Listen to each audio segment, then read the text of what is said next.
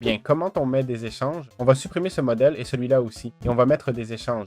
Clic droit, on s'accroupit et on va au trading. OK, si on va dans Basic, on peut voir ce qu'on veut. OK, bon alors, on va prendre des émeraudes. OK, on va prendre des diamants. OK, par exemple. Donc, on y va, on va au trading, on choisit basique, ok, une émeraude, un diamant, ok. Ici, en avancée, on peut personnaliser le max d'utilisation, 64, l'XP donné, 100, le multiplicateur, la demande, etc.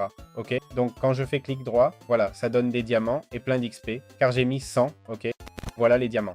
Que se passe-t-il si je me donne plein d'émeraudes maintenant? Ok, vous voyez, j'ai atteint le max et je ne peux plus échanger car j'ai fixé le max à 64. Ok, donc l'idéal serait peut-être de mettre qu'il n'y a pas de limite d'utilisation, d'accord? Ou un max d'utilisation de 99 000 ou un minimum pour réinitialiser la récompense. Ok. Ici, il faut éviter de trop vous motiver parce que si on met plein de récompenses, Jimmy risque de nous exploiter, vous voyez, au niveau des lags et tout ça. Pour le max d'utilisation, on peut mettre 9 999. Pour l'expérience max, attention, on peut mettre 999. Si on n'échange qu'un seul, vous allez halluciner.